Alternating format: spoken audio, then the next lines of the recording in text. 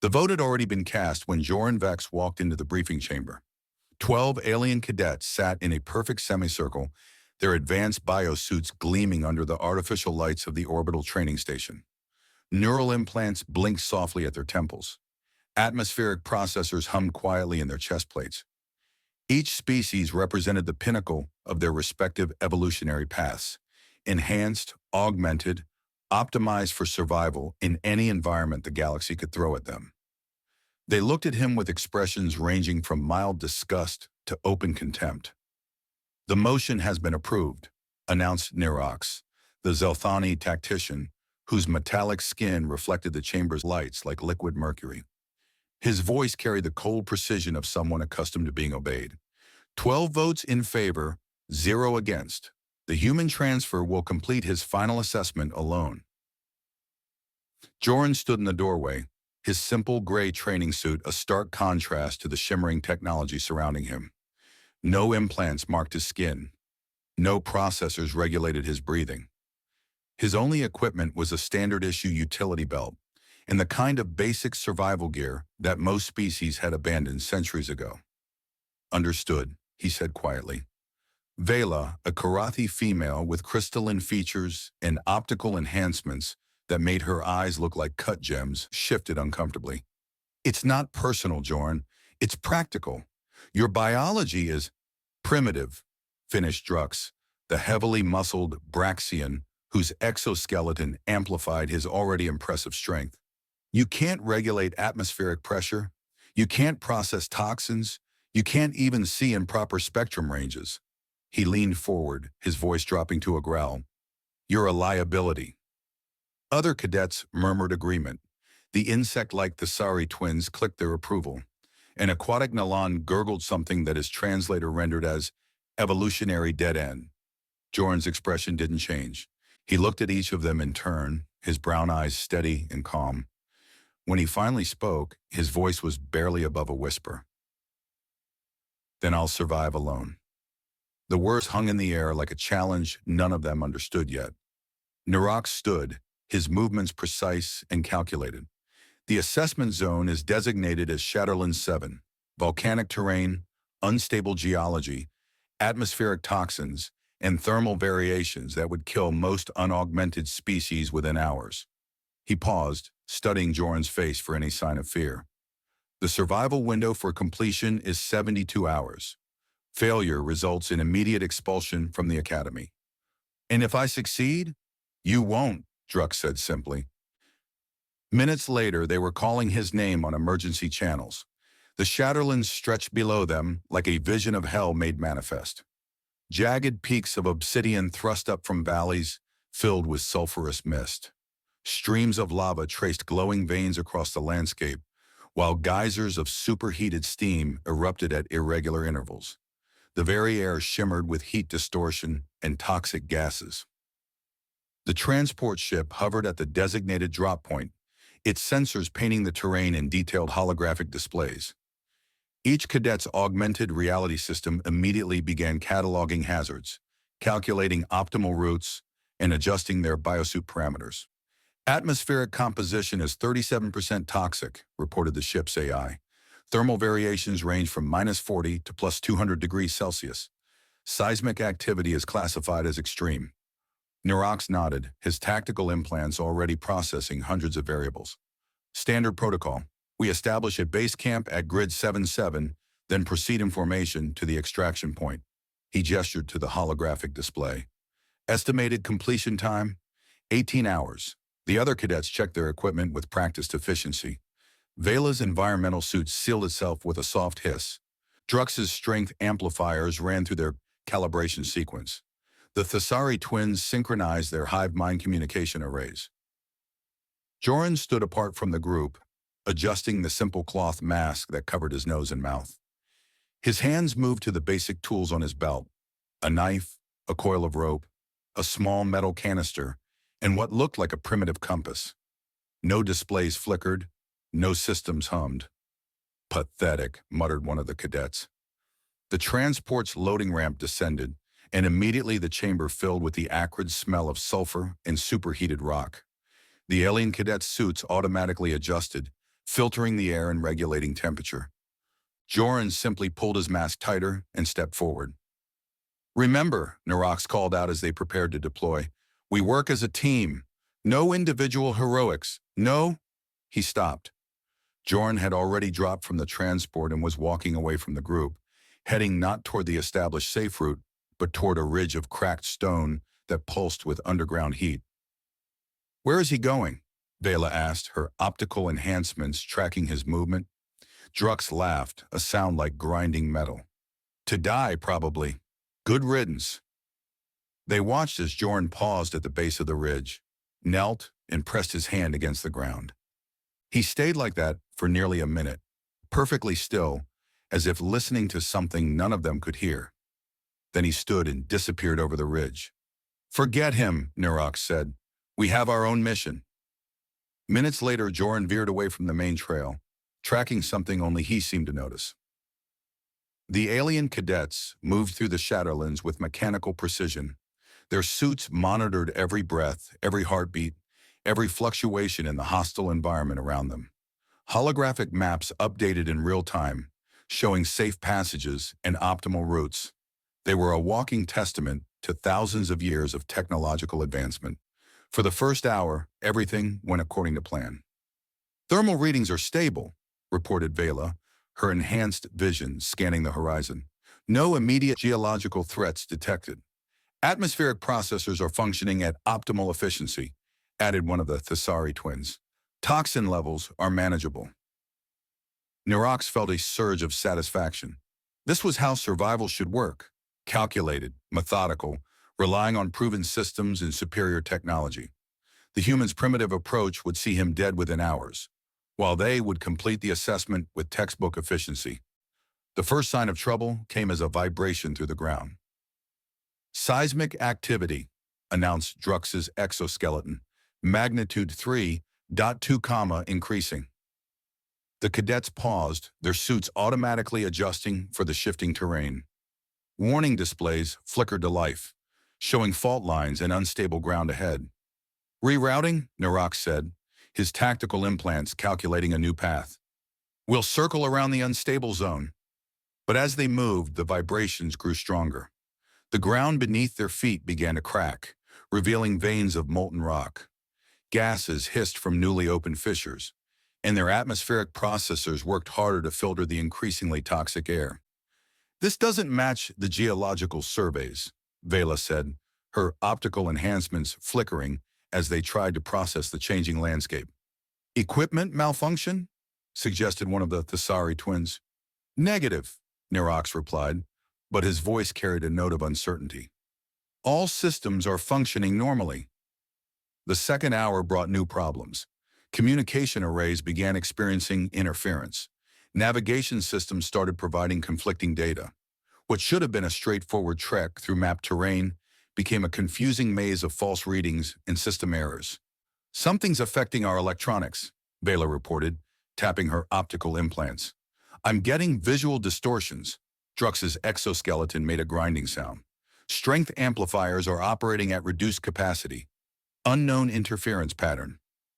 The Thessari twins' synchronized communication broke down entirely, leaving them clicking at each other in confusion. Narox felt the first stirrings of real concern. His tactical implants were supposed to be unhackable, but they were providing increasingly unreliable data. The terrain that had looked stable on sensors was proving to be riddled with hidden dangers. "We need to..." The ground beneath them erupted. A geyser of superheated steam shot up from a previously undetected fissure, catching the group in its scalding embrace. Warning alarms shrieked from every suit as emergency systems engaged. The Nahalan cadet screamed as his aquatic breathing apparatus failed in the toxic atmosphere. "Fall back," Narox shouted, but his words were lost in the chaos.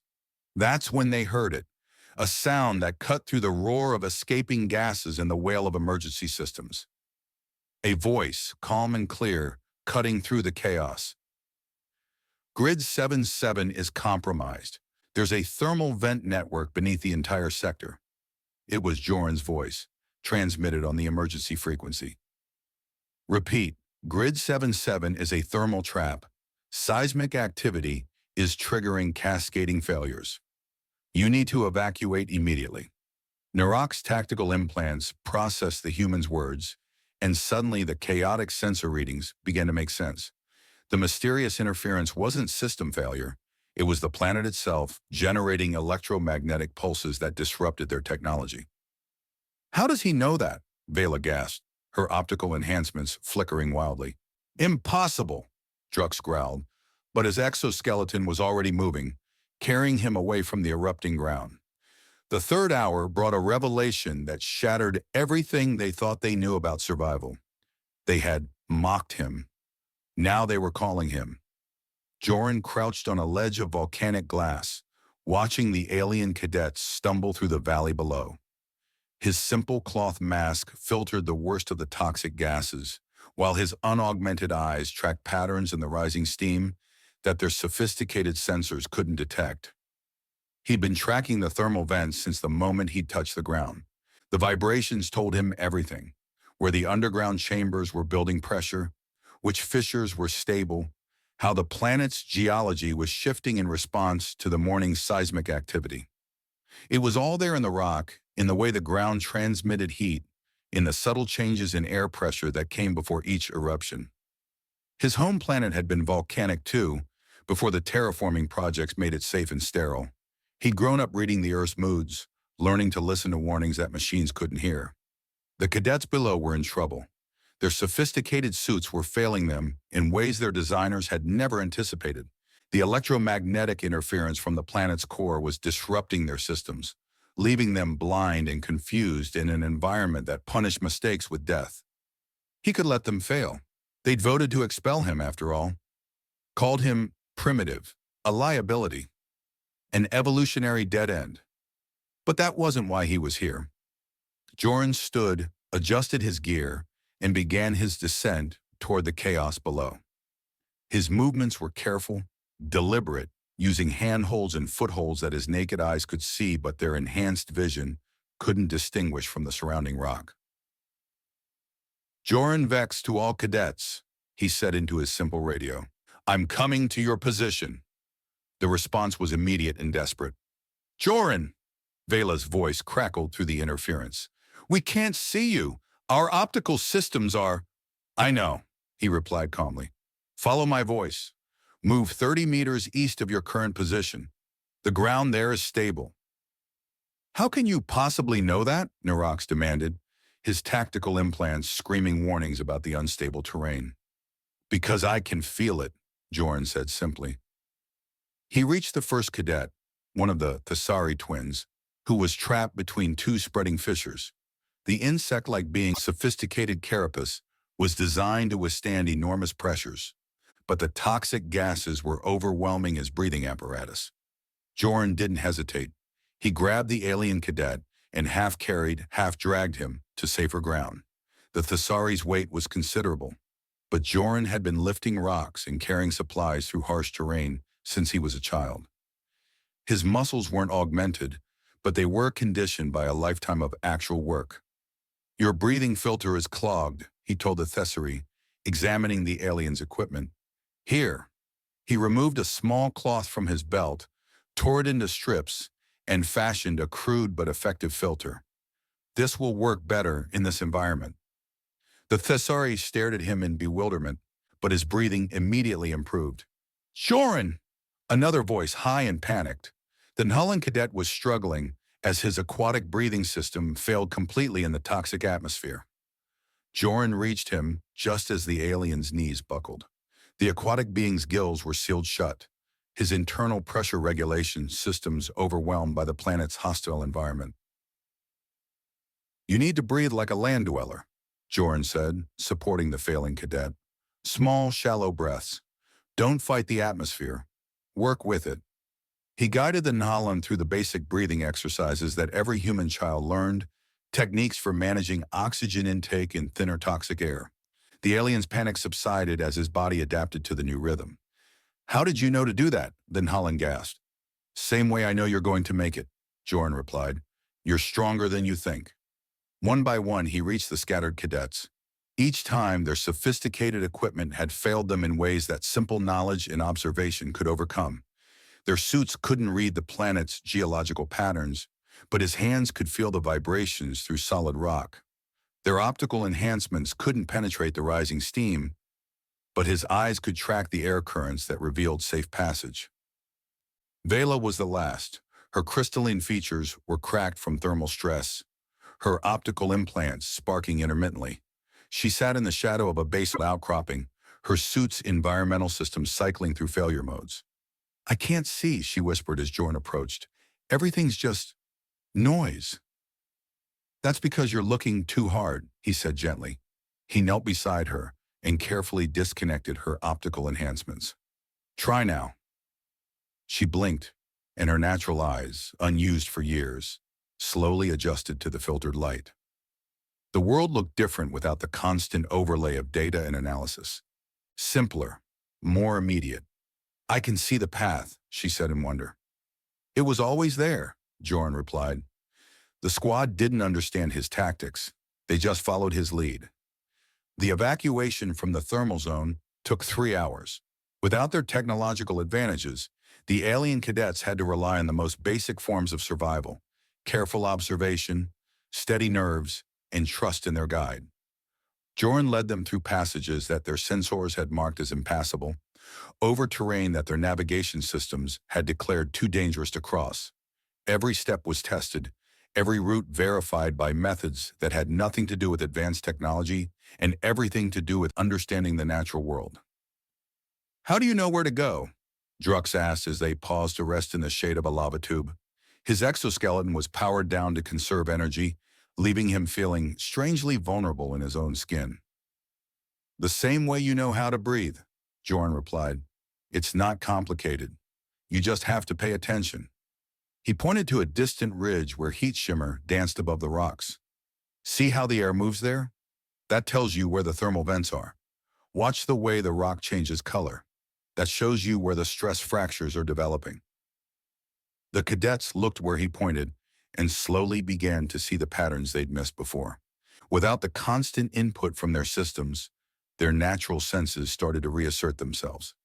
"It's like reading a language," Vela said, her natural eyes tracking the play of light and shadow across the landscape. "Exactly," Jorn said. "The planet is always talking. Most people just don't listen." Nerox, who had been silent for most of the journey, finally spoke up. "Our training never covered this. We learned to trust our equipment, to rely on our enhancements." "And that's good," Jorn said. "Technology is a tool, but it's not the only tool." He stood, adjusting his simple pack. "We've got 12 hours to reach the extraction point. The electromagnetic interference will get stronger as we approach the planet's core, so your systems will be less reliable." "Then how do we—" "We do what humans have always done," Jorn interrupted. "We adapt." As they resumed their journey, something had changed in the group dynamic. The alien cadets no longer walked in their perfect formation, relying on their suits to guide them. Instead, they watched Jorn, learning from his movements, copying his techniques. When he knelt to test the stability of a rock bridge, they knelt too. When he paused to read the wind patterns, they waited and watched. When he chose a path that their systems declared dangerous, they followed without question. "Why are you helping us?" Vela asked during another rest stop. "We voted to expel you." Jorn was quiet for a long moment, his eyes fixed on the horizon where the extraction point lay hidden behind curtains of superheated air. "And because you're not my enemies," he said finally. "You're just afraid."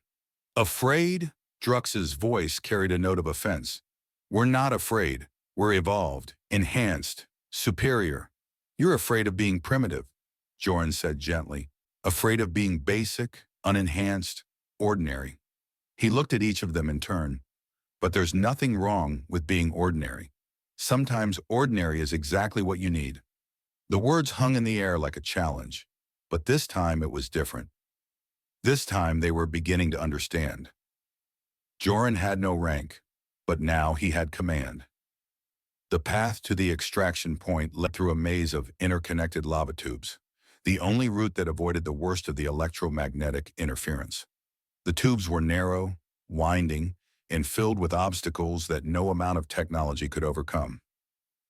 "This is impossible," Narok said, staring at the cramped entrance to the first tube. "Our suits are too bulky. The exoskeletons won't fit." "Then we leave them behind," Joran said simply. "What?" Drux's voice cracked with disbelief.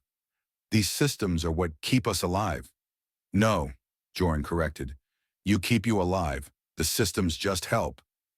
He was already stripping off his own gear, keeping only the most essential items. His movements were efficient, purposeful, guided by years of experience in deciding what was truly necessary. "I can't," Vela started. "You can," Joran said firmly. "You've been doing it for the last 6 hours. You just didn't realize it." One by one, the cadets began to shed their technological armor. Drux's exoskeleton, Vela's optical enhancements, Nirox's tactical implants. All of it left behind in favor of basic clothing and simple tools. They looked naked, vulnerable, primitive. They looked human. The journey through the lava tubes was a descent into a world where technology meant nothing and survival meant everything. The passages were too narrow for sensors, too irregular for navigation systems, too immediate for calculated responses. Here, in the belly of the planet, they had to trust their bodies, their instincts, their ability to read the world around them without electronic assistance. "Feel the air movement," Joran instructed as they reached a junction where 3 tubes converged. "The right passage has a slight updraft. That means it connects to the surface." The cadets, their faces streaked with sweat and dust, nodded and followed. They were learning to trust sensations they'd ignored for years, to rely on perceptions their enhancements had made unnecessary. "The rock is cooler here," observed one of the Thesari twins, running his natural carapace along the tube wall. "It means we're moving away from the thermal vents." "Good," Joran said. "You're getting it." They emerged from the tubes into a vast chamber lit by pools of glowing lava. The extraction point was visible across the chamber, a raised platform where their transport would arrive in 6 hours. Between them and safety lay a field of unstable rock formations, thermal vents, and toxic gas pockets. It was a gauntlet that would test every skill they'd learned, every adaptation they'd made. "We go together," Joran said. "No one gets left behind." "What if someone can't make it?" Nirox asked. "Then we all don't make it," Joran replied. "That's what teams do." The crossing took 4 hours. 4 hours of careful navigation, of testing every step, of helping each other through obstacles that would have been impossible to overcome alone. When the Nhalan cadets' breathing began to fail in the toxic atmosphere, Joran shared his primitive filter. When Drux's unaugmented muscles began to cramp, Vela helped support his weight. They moved like a single organism, each member contributing their unique strengths while compensating for their individual weaknesses. The alien cadets were discovering something their advanced civilizations had forgotten, that sometimes the most sophisticated solution was the simplest one. "There," Joran said as they reached the extraction platform. "We made it."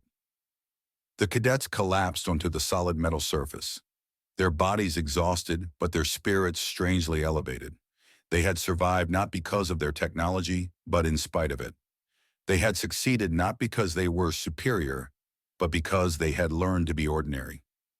"The transport will be here in 2 hours, Narok said, consulting his basic timepiece. "Good," Joran replied. "That gives us time to rest." He sat down on the platform's edge, his legs dangling over the side, and looked out over the hellscape they'd just traversed. The other cadets joined him, forming a rough circle around their unexpected leader.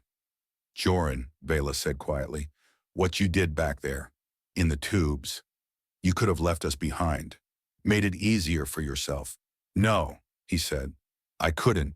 "Why?" He was quiet for a long moment, watching the play of light across the distant lava flows. "Because that's not what survival means," he said finally. "Survival isn't about being stronger or faster or more advanced than everyone else. It's about being willing to help others be strong too." The words settled over the group like a blanket, warming them in ways that no environmental suit ever could. "We were wrong," Narok said. "About you. About what makes someone valuable. You weren't wrong, Joran replied. You were just scared. Of what? Of being like me, he said with a small smile. Of being ordinary. The transport arrived exactly on schedule, its sleek form descending through the toxic atmosphere with mechanical precision. As the landing ramp extended, the cadets stood and prepared to board. But something had changed. They moved differently now, with a new awareness of their bodies, their environment, their connection to the world around them. They had gone into the Shadowlands as enhanced beings relying on technology to survive. They emerged as something more primitive, more basic, more fundamentally alive. He didn't just save them, he changed them. The transport bay was filled with medical staff and academy officials, all preparing to process the returning cadets. Commander Tess, the academy's head of survival training, stood at the center of the activity, her 4 eyes scanning the incoming group with professional interest. 12 cadets deployed, she announced to her staff. 12 returning. That's unusual for a Shadowlands assessment. The cadets filed off the transport in silence, their simple clothing and basic gear a stark contrast to the advanced technology surrounding them. They looked smaller somehow, more vulnerable, but also more present in their own bodies. Commander Thess approached Joran first, her scanning equipment registering his vital signs and stress indicators. Cadet Vex, she said formally. Report. Assessment completed within parameters, Joran replied. All objectives achieved. And the others? They completed their assessments as well. The commander's eyes narrowed. According to the mission brief, you were to be assessed individually. The group vote was unanimous. You were to proceed alone. I did proceed alone, Joran said calmly. They happened to be going in the same direction. Behind him, the alien cadets exchanged glances. Nirok stepped forward, his metallic features set in an expression of determination. Commander, he said formally, I need to submit a correction to the mission report. Oh? The vote was in error. Cadet Vex should not have been isolated. His methods proved essential to mission success. What methods? Nirox hesitated, struggling to find words for something that had no technological equivalent. He taught us to read the planet, he said finally, to understand it without instruments, to survive using primitive techniques. Commander Thess's scanning equipment beeped, registering elevated stress responses from the alien cadets.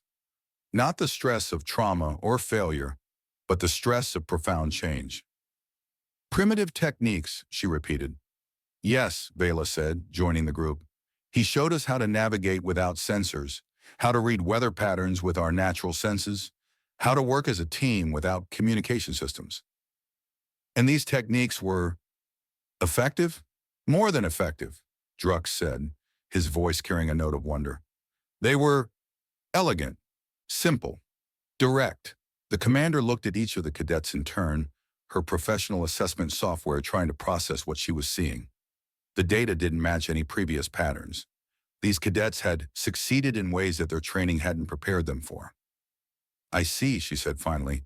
And what do you recommend regarding Cadet Vex's status? The cadets looked at each other, then at Joran, who stood quietly apart from the group. When they spoke, it was in unison. Team leader, they said. The words echoed through the transport bay like a declaration of revolution. Commander Tess's equipment registered a spike in group cohesion unlike anything in Academy records. These cadets weren't just recommending a leader. They were announcing a fundamental change in their understanding of what leadership meant. Team leader, she repeated. Based on what criteria? He brought us all home, Nirok said simply. He taught us to survive, Vela added. He showed us what we really were, Drux concluded. Commander Thess looked at Jorn, who hadn't moved throughout the exchange. And you, Cadet Vex, what's your assessment of your performance? Jorn was quiet for a long moment, his eyes moving from face to face of the cadets who had once voted to expel him. I did what anyone would do, he said finally. I helped my team. Your team? The commander's voice carried a note of surprise. According to the mission brief, you had no team. You were specifically excluded from group participation. That's correct, Jorn said. I was excluded from their team. He looked at the alien cadets, and something passed between them, a shared understanding that transcended species, technology, or formal rank. But they weren't excluded from mine. The silence that followed was profound. In the span of 72 hours, a group of enhanced beings had been stripped of their technological advantages, forced to confront their most basic limitations, and emerged with a new understanding of what it meant to be truly advanced. Commander These's equipment continued to record data that would reshape Academy training protocols for generations. But the most important change couldn't be measured by any instrument. It was written in the way the cadets stood together, no longer divided by species or enhancement level, but united by shared experience and mutual respect. "I'll need full debriefing reports from all participants," the commander said finally, "and I'll need to review the mission parameters for future assessments." "Yes, Commander," the cadets replied in unison. As they filed out of the transport bay, Joran lingered for a moment, looking back at the ship that had brought them home. The Shatterlands were already fading into memory, but the lessons learned there would last forever. "Joran," Vela called from the doorway, "are you coming?" He turned to see the alien cadets waiting for him, their faces no longer showing contempt or dismissal, but something new: acceptance, respect, and perhaps even friendship. "Where are we going?" he asked. "To debrief," Narok said. "Together." "As a team," Drux added. "As we should have from the beginning," Vela concluded. Joran smiled and walked toward them, his simple gear and basic clothing marking him not as primitive or inferior, but as someone who had found strength in simplicity and wisdom in the most ordinary of human traits. The vote cast him out, the fire brought him in.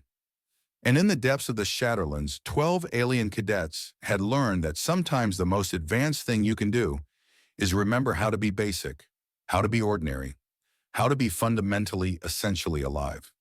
The Academy would never be the same, and neither would they.